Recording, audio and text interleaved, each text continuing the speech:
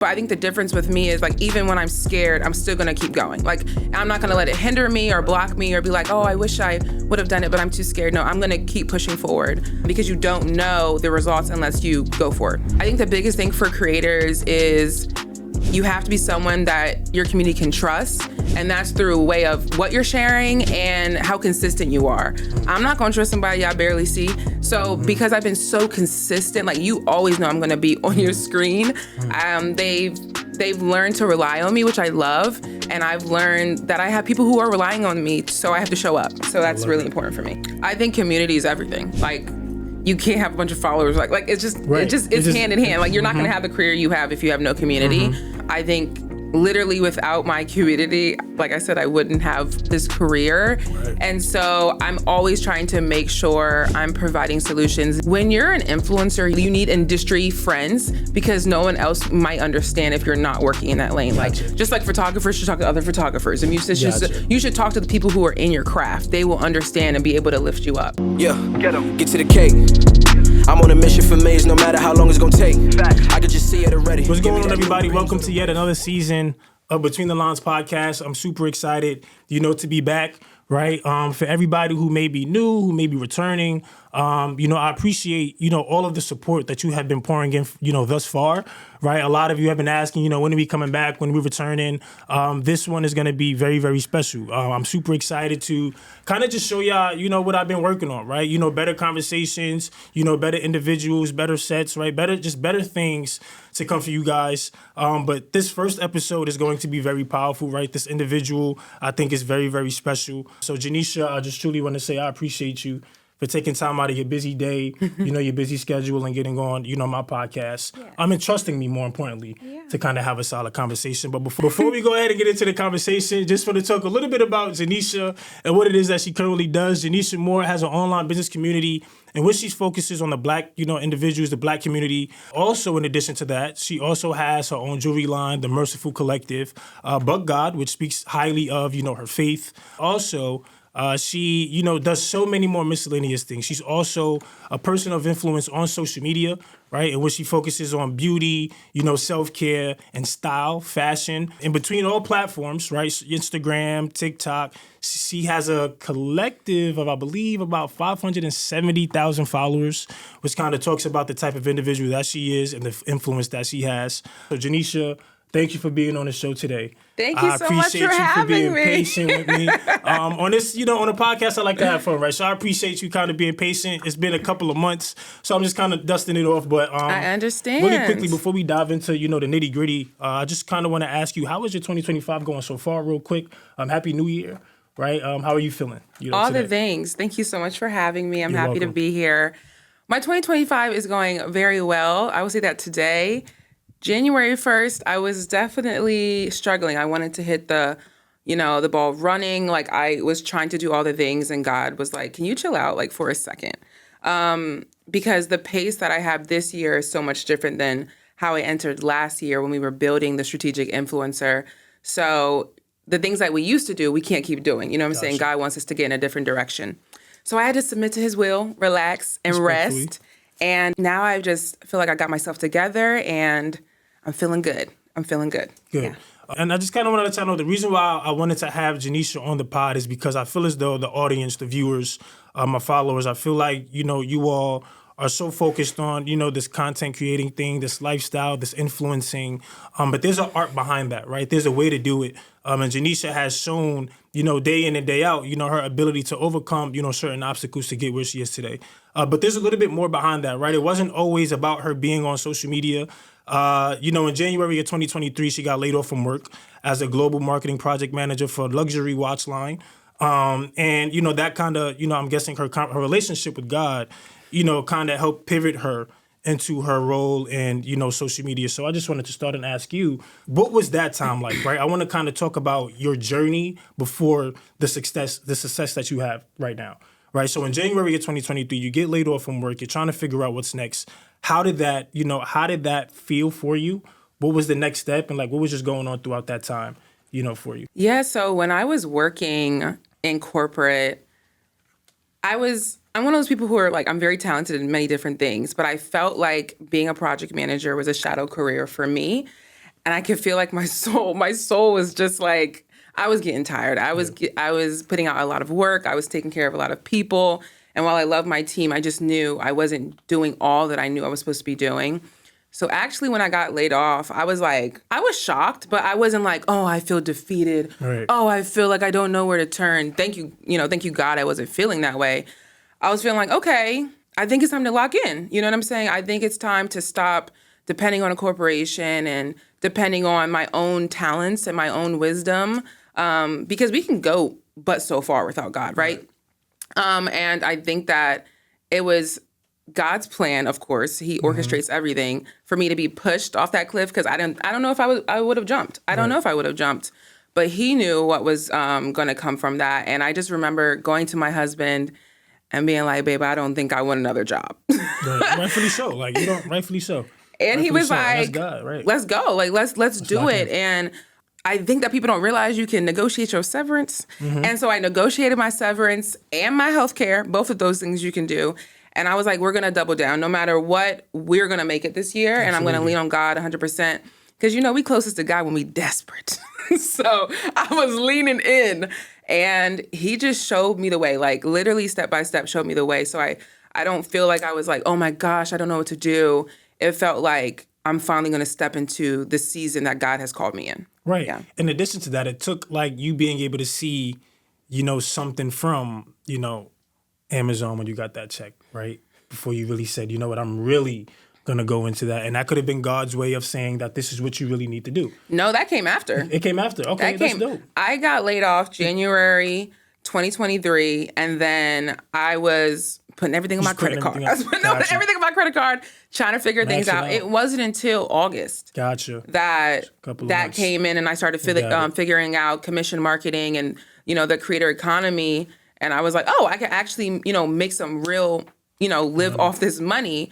But in, the 6-7 months, I was still just navigating, still thinking that brand deals is what was going to bring my success. But God revealed a different strategy to me. And that is when that came. Got you. And even with that, like, why beauty and fashion, though? Like, what was the inspiration behind that? Right? Like, what makes That's just me. It was me showing up as myself. I had been on social media for a very long time. I wasn't navigating it to make it my career at the time. I was originally on YouTube 2014, doing my hair, doing my makeup, just being Janesha. So when I came back to really go hard, I was actually sharing my work style, things I was wearing to work every single day, things like that. I've always loved a beat face, love a look. That's just me genuinely being me and sharing it with the people online. So it was just authentic to who I was. How has your, because obviously you're very fashionable, how would you say your fashion has transformed over the years, right? From a little girl to now, there's a lot of trends. How would you say your fashion has transformed over the years, especially as you grow into a phenomenal woman? I feel like that's like a whole nother podcast episode, child. Like the style journey has been a huge one. Like I've always been very creative in style. My mom is so fashion forward. Like she just is so expressive. And I think that always encouraged me growing up. And so I went through the phases of, thrifting. Like I was heavy into thrifting when I was like in high school. Then when I got to college, I was wearing clothes that just stuck to me like glue, child. Yeah. My mom hated that season. And then even when I got married, I was trying to navigate what should a wife dress like, things like that. And through just like experimenting and traveling and then finding people that you like online, which is why social media is so helpful, that you can kind of like emulate or like get ideas. Pinterest is like my go-to. I love Pinterest. And then just trying different things. And I mean, I'm not gonna lie, money helps. You can figure out, you can experiment. But even today, I can match high and low. And it took a long time for me to figure out what my silhouette is, what complements me, how much skin I should have out or not for me. Not that there's a rule book. I just literally, it took so much time and patience and just getting older and encouragement from, my husband, my mama, like online, just really navigating that. Yeah. And I think that kind of pivots right into like, another valid point, when it comes to being a person of influence on social media, like, having to figure out what type of content to put out, even though it's style and fashion, right? Having the right clothes on, who the audience is. What obstacles would you say that you faced, even up until this day, that might have been the biggest for you, and how did you overcome that specifically, right? creative blocks, right? How do you get over that? How do you remain so inspired to get up and say, hey, you know what, let me record for the people today. Obviously, we make money from it, but it's still, something that you have to get up and be passionate about doing every single day. So what obstacles would you say you have really faced? And how do you overcome them, daily to still provide and pour into the people that, look to see you every day on YouTube and Instagram and social media? No, there's definitely obstacles. I would say one of the biggest ones was, like I said, I really started taking off after I was sharing my work style. Mm-hmm. And then I got laid off. And then I remember talking to my sister and I was like, what if they're not interested in my regular clothes? I remember trying to navigate that because I was a work style girl. And so a lot of the obstacles was self-doubt, fear of the unknown. Which I think is kind of very relatable to a lot of people. Very common, you know what I'm saying? I'm just a regular girl. And so I had to navigate that. But I think the difference with me is even when I'm scared, I'm still going to keep going. I'm not going to let it hinder me or block me or be like, oh, I wish I would have done it, but I'm too scared. No, I'm going to keep pushing forward because you don't know the results unless you go for it. And that's just how I am. So how can you, just to pick your brain a little bit, I mean, it's very common that people go through those self-doubt moments and things of that sort. Of course, you have a very powerful relationship with God, and it's very easy to say, pray and, rely on your faith. But what does that actually look like, right? There's people who can not be motivated or be going through, those certain times. But how do you actually, what do you do? What's your strategy? How do you actually still push through that, right? Because when somebody feels defeated, they don't want to do anything. They take months off, they take years off. But for you said you're easy to just I'm going to still go get it. But everybody can't do that realistically. So what's a strategy that somebody could probably use that you might have that you could probably pass on to the person that might be watching or listening? One, and this is the unfair portion, I was raised in a family where we were just raised to have that dog in you. You got to keep and going. That's fair, rightfully so. Right. So that's one fair. thing. The other side of it is speaking to myself, speaking life into myself. But more than that, speaking to the people around me who I trust and I love. I believe that the enemy wants us to think that we're always alone. So even when we're having those self-doubt moments, we can build it up easy in our head. But as soon as I'm quick to pick up the phone. Yeah. Hello, I'm feeling bad. I need some words. Da-da-da-da-da. It could be so simple, but as soon as you say the bad thing out loud, it's not so scary. It's not so big. And so leaning into your community, it could be one person. Got it. Leading into that community and really tapping in and letting somebody else see you in that moment will build you back up. And I'm just really big on calling your people because they're there to show up for you. Gotcha. I love that answer. How do you, and, just kind of speaking about that, I think that's very important, right? Having the people to rely on. Because even, for myself, I have great friends that's able to kind of inspire me when I have moments of not wanting to, get stuff done. So I think that's a very valid point. How do you stay connected with your community now? Not your family, but now talking about your community online. How do you stay connected with them? What are some things that you do to kind of, build with them, build that rapport, and just kind of build that trust, between you and your community? Yeah, I love my girls. I call them my fashionishas. That's what you call them? My husband coined that name years ago and it's stuck. I love my community so much. I love them down. I talk to them in my stories often. Hey, my people. Yes, hey, my people. You already know the vibes. Literally, it was a few months after I got laid off where God was like, I want you to open your mouth again. I want you to share more. I want you to talk more. And so through transparency and my writing, because I'm a writer, I allow my community to get to know me. I'm still very big on boundaries, and I love them because they never push the limits. But I think we just all have a mutual respect and love. And I think the biggest thing for creators is you have to be someone that your community can trust. And that's through a way of what you're sharing and how consistent you are.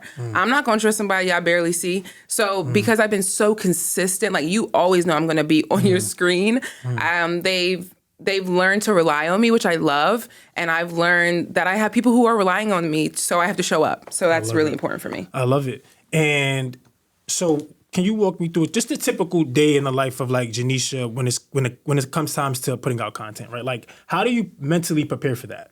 What is your regime to okay, let me go out there and put out some fire for my people? So first, I always ask my community, what do you want? Gotcha. I'm like, hey, what content do y'all want specifically? And they have requests. So I do a lot. I'm not just going on there and just sharing what I want. This stuff is not about me. This is literally about serving my community who has been riding with me. And so I ask them what they're looking for, and then I go into planning things out, writing things out, doing whatever shopping I need to do, research. I mean, I service a tall girl community, and I'm 5'9", I'm 200 pounds. I got a lot of body, all that stuff. And so the people who the community have garnered, they are even taller than me. Right. So now I'm doing my research. Okay, what are the longest inseams I can get? Like, I'm literally always looking for products and things that can service them. Because as a tall girl, and I'm not even the tallest girl in the world, I know the difficulty. So my job is to provide a solution to people. So I'm always researching. Then I try to film like maybe once or twice a week. I try to keep it like, I might film like 8 videos in a day or something like that. And then I'm always editing. I'm always linking everything. But I'm always trying to just have a touch point with them, whether it's through a story, whether it is through a post, things like that. I am always working. My brain is always kind of like swirling. But in order to do all that I'm doing, I have to take care of myself too. And that's how I can keep showing up for them. Gotcha. Yeah. And I think you said a very valid point in terms of like asking the people what it is that they want to see. Yeah. I think the missing art when it comes to creation, whether it's fashion or whatever it is, or content, is that these content creators don't necessarily ask the people what they want. They just go up there, post stuff, hope that people just start following them. You know, from January 2023, you know, that 12-month span, you was able to generate a lot of money because you took a lot of time to really cater to what the people wanted. How important is it, you know, for content creators to really focus in on the community and put out what they want, right? Why is that a key part in, you know, content creation? I think community is everything. Like, you can't have a bunch of followers. Like it's hand in hand. Like, you're not going to have the career you have if you have no community.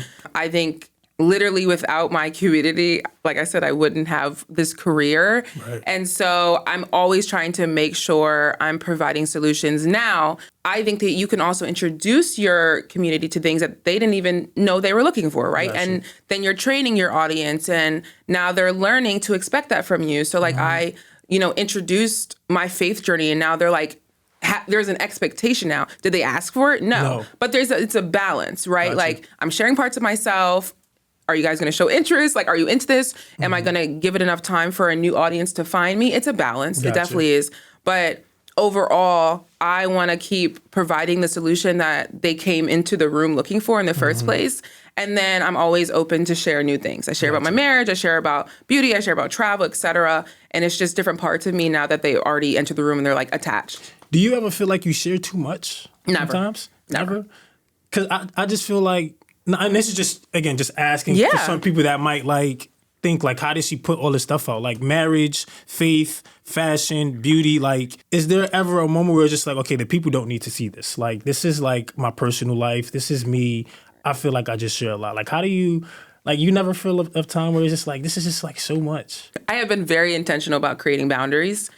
When I was younger, actually, when I was in college, I used to college vlog. Like, you probably would have known what dorm I was at, what party I was at, who I was with, everything. After I graduated, I was like, no dice. You know what I'm saying? I was like, okay, I feel like I got some things to lose. Like, I'm in a marriage now. Let's talk about the filters, the boundaries, all those things. So I'm very strict on boundaries. Okay. And I think sometimes creators forget that they're the ones in control. Like, you don't have to share all that. Got it. And like I said, my community knows me. They're not even asking for insane things. I mean, and even if they do ask me some stuff, I'm just like, hey guys, I don't share that. Like, Got it. No thanks. And so I feel fully in control of what I share, and I've been inch by inch being more vulnerable in certain areas. Gotcha. But you can be transparent without being vulnerable. You can share without, without oversharing. That's a very good point. And let's kind of pivot into the strategic influencer a little bit. So can you just kind of describe more of your work with the strategic influencer? What does that entail? What is that like for you? How is it, what's more detail on that? Yeah, so the Strategic Influencer is an online platform, and we focus on teaching people of color how to navigate and how to generate revenue through affiliate marketing without relying on brand partnerships, because it is very known that there is a huge pay disparity within the creator commerce economy. So as a Black woman, I know I'm not getting the same amount of money my other counterparts are getting. Right. And so I was introduced to affiliate marketing in 2023, trying to navigate that space, trying to figure out, I'm not getting a brand deal. What's going on? Like, how am I supposed to survive? Right. And then I was introduced to affiliate marketing, which is getting a small commission or getting a certain percentage based on if you have like a custom link. There's platforms like Amazon, LTK, Shop My, Collective Voice, etc. So through me learning this, I was like, I can't be the only one struggling to land a brand deal. I can't be the only one struggling to generate revenue and create a career out of this. So I was led to start, this online platform.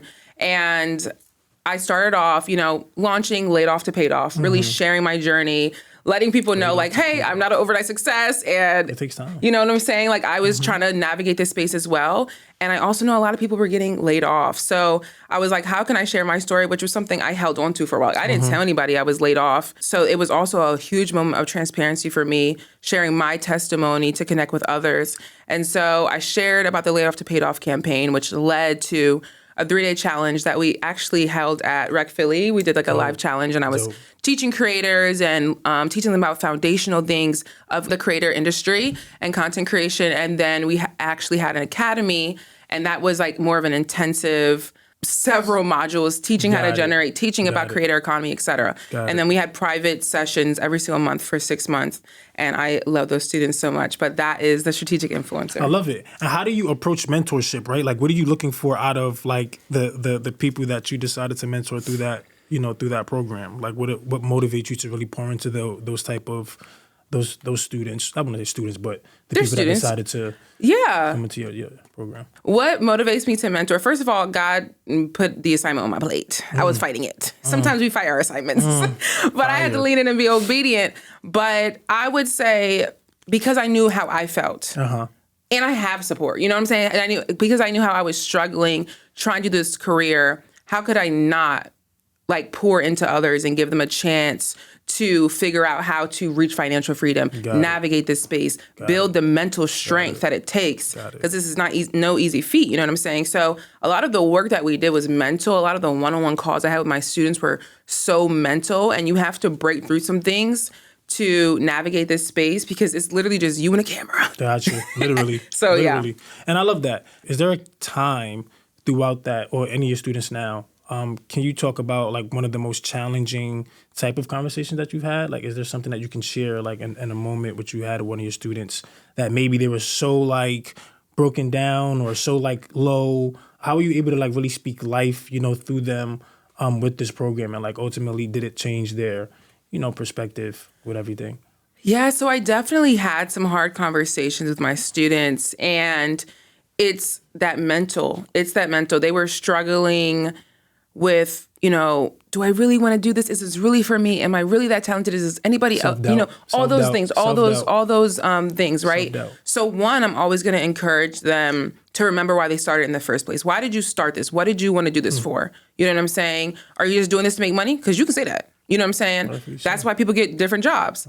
But why you started it, like what really is in you? What do you really want to share? Do you really want to, connect with your community? It's so important to understand the answers to those questions. And we asked them at the beginning of the academy. So when our students would come to me, I would pull up their form and be like, remember, this is why you started. Got it. Like get that fire back. And sometimes you have a fire when you're a part of a program, you sign up. After 3 months, you're like, man, you forgot why you started. So I just always was trying to ignite them and remind them. And then, of course, talk it out with them.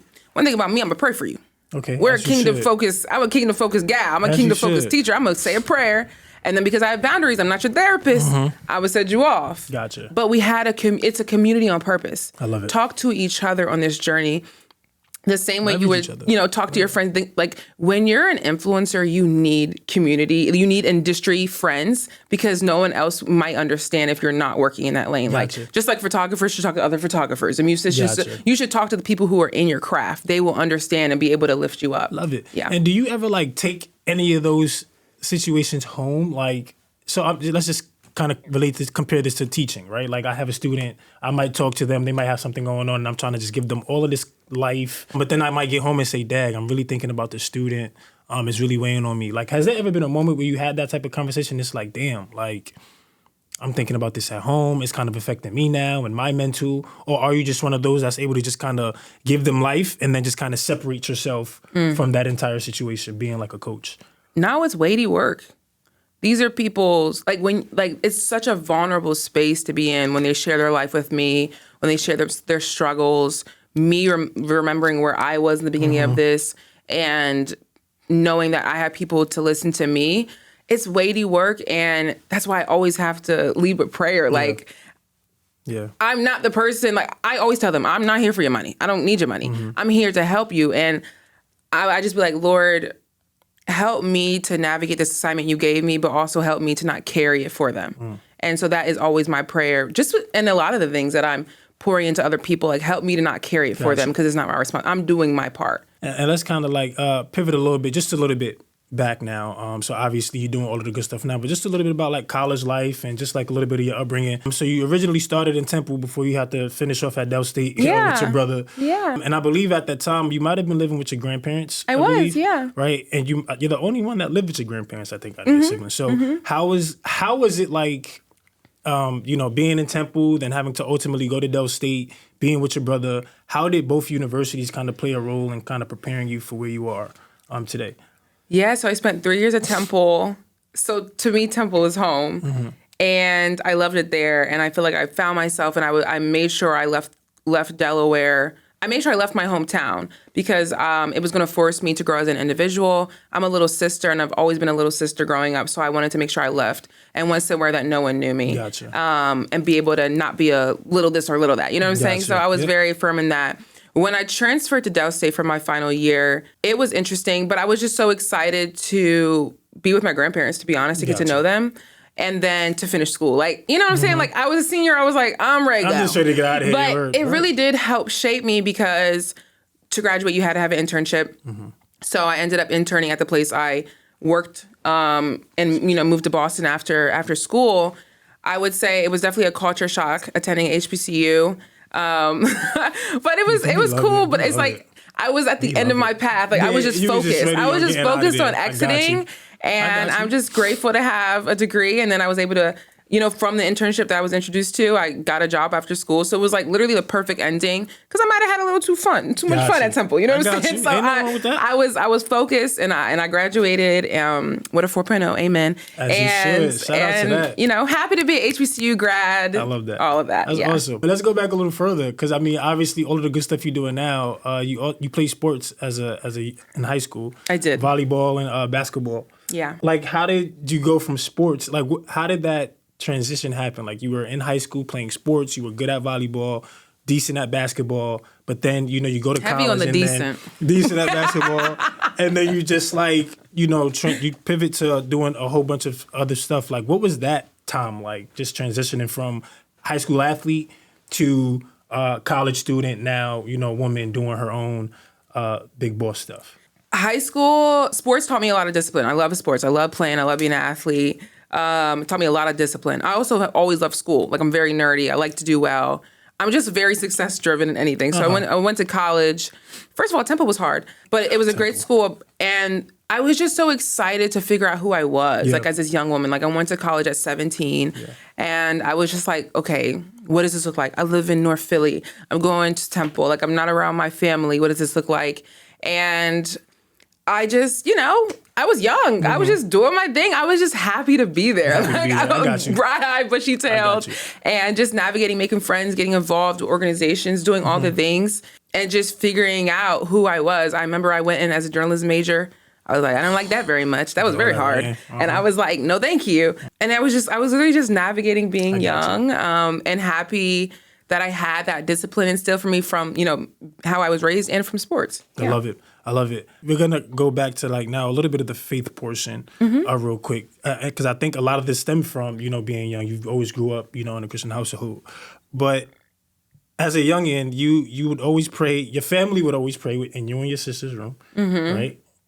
And after the prayer, you would always get in trouble. Oh my God. It could be before the prayer. Before the prayer, you would always get in trouble. Room dirty. Please just talk to me about just like, what was that like, right? Obviously, you're growing up in such a, powerful household, but the getting in trouble portion, like how is that faith, from then, up until now? We were always getting in trouble though. Like, what do you mean? Like, what do you mean? Like the faith from then till now? Like how it was instilled in us? Like, how was it instilled? Yeah, like how was it instilled? From back, back as a youngin' up all the way up until now. Because obviously you've had it in your life, from as a kid, right? So like, how has it progressed? As you're now a woman, now. Yeah. So my parents were pastors. I'm a PK, raised in the church.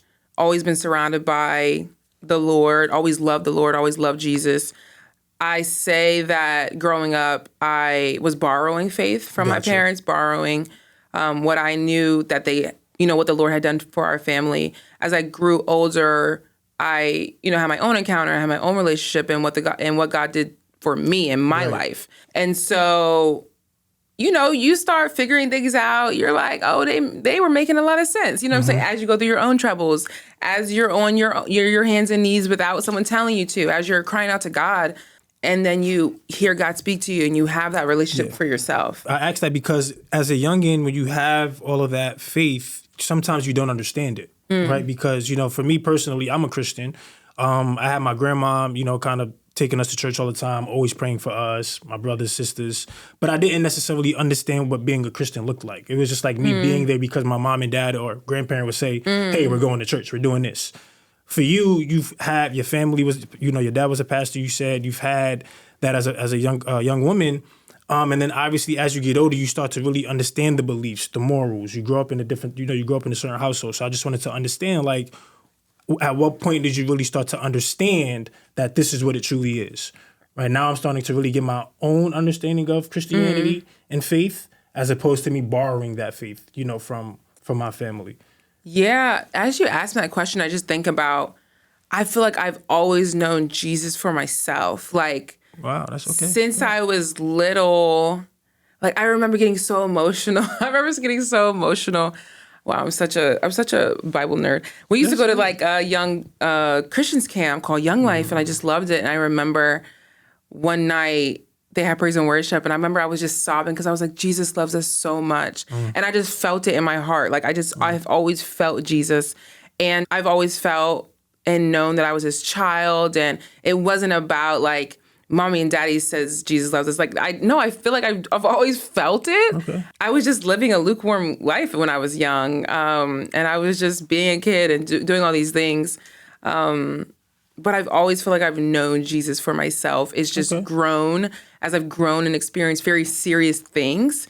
And now no longer living like lukewarm, just straight up with the Lord. It's a beautiful thing. Got it. Makes a lot of sense. Okay, dope. And let's talk a little bit about your marriage. Now, of course, you're married. Yeah. Your husband plays a huge part in, who you are today, obviously, and he helps you a lot with everything. How do you kind of balance, being a full-time influencer, having your own businesses, and, your husband kind of just, helping you and supporting you through all of that? How do you guys manage your own identities, while you're doing your own thing, through social media, if that makes sense? Yeah, Cree is such an important person. He's such a powerful partner and leader of our household. We met when I was only 22. I'm 28 now, and they say like when you get a good husband, they kind of help like raise you a little bit, like help you grow. And I believe that's true. Cree has really, even when I wasn't ready for certain steps, he's set me up for success, and he's been preparing me for a lot of things. I remember when he opened up a business bank account, my first business bank account, and I remember I was so anxious, and I was like, I wasn't even doing like creating, like I was doing a little creating, but I was still working full time.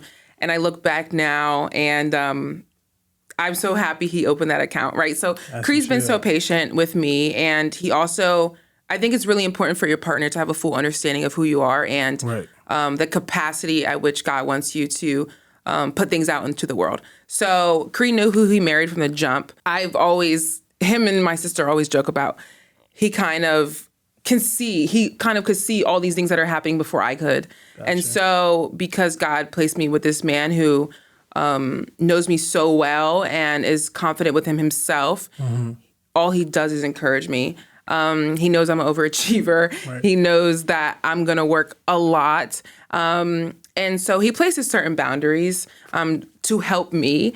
And but he's all about the hustle. Like, we are in our hustle season. Gotcha. And so he creates some structure for me to take care. Like, he helps take care of me in such a great way. Like, he's a chef, so he's always cooking things for me. Like, he's a great husband. Gotcha. And I think, whether it's marriage or just being in a relationship, when you're doing anything together, I think it's very imperative that you have that support from your significant other. But just kind of talking about just some healthy conflicts that might come with that, right? Have there ever been any moments where you guys might have had a disagreement maybe, or just some moments of just like not really seeing eye to eye? How are you guys able to like, positively, I don't want to say argue, but come together and just really hear each other out and solve that instead of, going off the rails and probably doing something negative, right? Because there's people watching that might not really know how to have these type of conversations with their partners when it comes to business or when it comes to being able to solve problems. But for you, is there any that you guys might have, had that you were able to just kind of mutually agree on and just kind of really battle out in the fear space? Yeah, for sure. Like, especially when it comes to business. Like, so Cree creates like food and cocktail videos too. Okay. And I remember when he was first starting, my business personality is separate than my, my personal personality. So gotcha. I used to be like very like to the point, cutthroat. Mm-hmm. And so I had to learn how to navigate with more of like a softness and like be more patient. And Cree has taught me how to do that. And so in the beginning, we used to kind of like bump heads when it came to business. And he's taught me like, in the entirety of our marriage, I've become so much more of a patient person. Gotcha. In marriage in general, I would say I strongly dislike when people say never go to bed angry. I disagree fully. Sometimes literally the thing that will help is going to bed. Honestly, Creepy fall asleep with me, and I just be yapping. But I never heard that. Okay, that's interesting. Never heard what? Never go to, like, I never heard somebody say that they don't agree with never go to bed angry. Oh, I fully disagree. Sometimes we're literally just sleepy.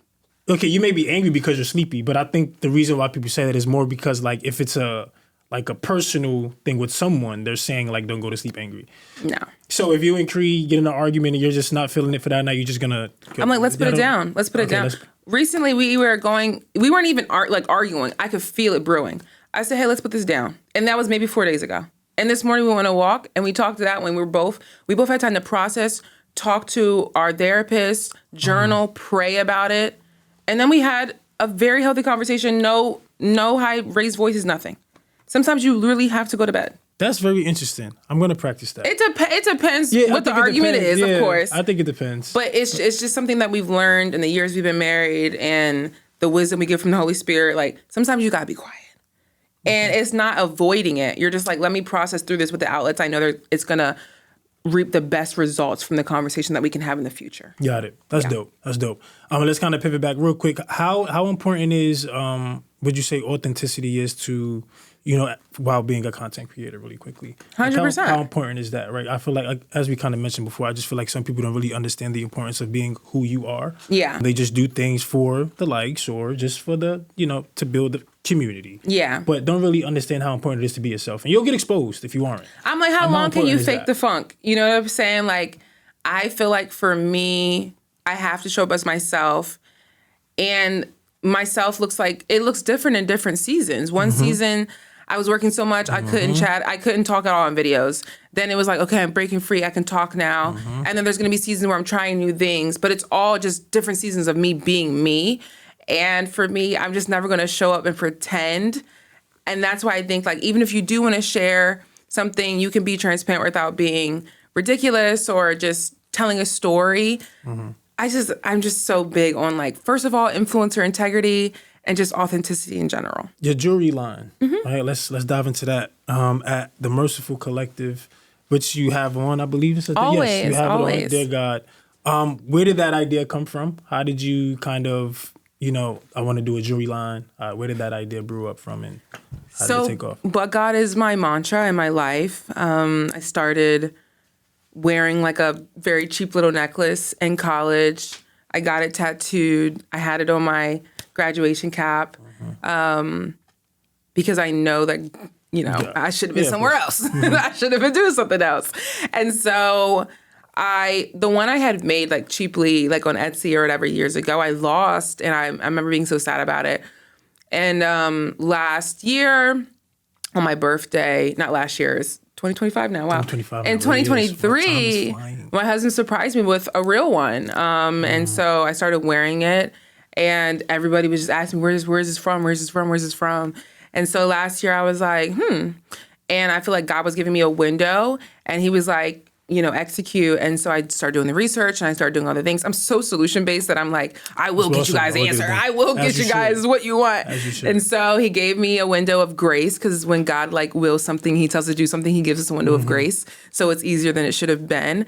And I launched the Merciful Collective, and it's been amazing. And we do monthly drops, and they always sell out. And we've done rings, and we did a men's chain. And I just love it so much. Thank you. So the Merciful Collective, the strategic influencer, right? And, social media influencer, so many things on your plate. I think the biggest thing when it comes to being a creator or just being anybody who feels like they have a lot going on is, how do I find time, right? How do I pour into one thing, equally?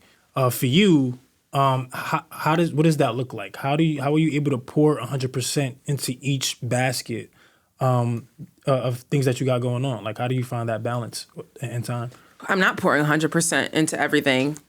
And anybody telling you they're pouring 100%, and they lying. You decide what's important. You prioritize it. Gotcha. And then as I was growing, I was able to grow a team. And it was really important for me to be able to, build a team as God was like, I need you to do this, and that. You can't do that by yourself. And so I had to be able to trust people to carry my babies and to partner with people and things like that. So my largest priority in this entire life is my relationship with God and my relationship with my husband and my family. And then immediately after, these businesses and these passions are in small buckets, and one gets more than the other sometimes, but that's that push and pull. And I don't go past my capacity, and I lean on my team. And I just don't try to overdo it. Like I could have the Merciful Collective always on, but I decided, no, I want to be able to give the best customer service and be able to respond to people and do all these things. I'm going to do monthly drops. I'm going to contain it. And I'm not greedy. I'm like, I want to make money, of course, but I'm not going to try and just do more than I know I should be doing. Got it. Yeah. Aside from faith, right, you have to keep your cup, you have to stay, at 100% to be able to pour in to others, right? What are some of the self-care strategies that you use to keep yourself at a high at all times? What does that look like, right? When you may not be feeling your best, or you just want to kind of stay level-headed, what are you doing aside from praying and things of that sort? What are some of the strategies that you use? Like, is it self-care, right? Do you like to read? Do you like what are some of the things that you do to keep yourself at 100%? I go to Pilates. Dope. Pilates. Do men do Pilates? They do. I see them struggling in there, but they do it. I need to try that. Okay, cool. Pilates has really been amazing for me. I believe it's also because of the breath work that they teach you to really learn how to breathe. And as a person who used to struggle with anxiety, it's really helped me to regulate my system. And even outside of Pilates, I can breathe in and out, and it just calms me out. But working out clears my mind. And spending time with friends, of course. You said other than prayer, but prayer is a big one. Reading my Bible, going to bed at night. Like, you have to take care of yourself. One thing about you is you're going to let it sleep. Facts. I'm going to bed. You have to take care of yourself. And I also just want to say, like, I'm not always at 100%. Right. I'm just always knowing what my mission is, what my assignment is, what my goals are. And so even if I'm not at 100, like, I'm going to keep going. But those are the big things that, help me take care of myself. Got you. Yeah. What is the one thing that Janesha is looking forward to in 2025? Building more relationships. That's one of my big things this year that God placed on my heart, to foster my relationships and to be a good person inside the friendships, relationships, acquaintances that I have this year. It truly is about who you know. And I'm excited to pour into people this year and be courageous with my friendships and reach out to people more and say yes to more things and just see where it will go. I'm super pumped for that, because there's just so many opportunities if you just say yes, and like me being here. Yes, I appreciate so I'm excited. So I'm excited for that. Yeah. Good. And just for the sake of time, I know I got you, for a little bit. So lastly, what would be a last bit of final advice, just for anybody watching, right? Last bit of advice, Janesha's mantra for 2025 to the audience, people listening and watching. What would you tell them? Some advice. It's anything. One piece of advice. Seek ye first the kingdom, and all these things will follow. Period. That's in the Bible. I didn't make that up, guys. All right, so look, Janesha, for the sake of time, I truly appreciate you getting on the pod. I truly, truly do. Thank you for taking time out of your busy day, your busy schedule. Please let the people know what's next, if anything, if there's anything you care to share.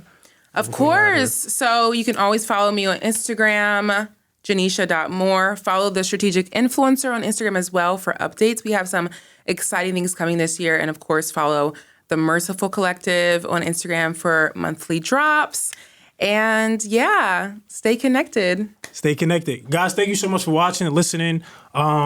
Stay tuned. Please don't forget, subscribe, like, Instagram, all of that good stuff. You can listen to us on iTunes, Apple Podcasts, and Spotify. You can watch the videos on YouTube. Stay tuned. We got so much more in store. Love y'all. Appreciate y'all. Peace. Gotta do is hold it down. I told you I'm Achilles niggas. They telling me to be humble. Never. They had me locked in a cage. Did everything on my own.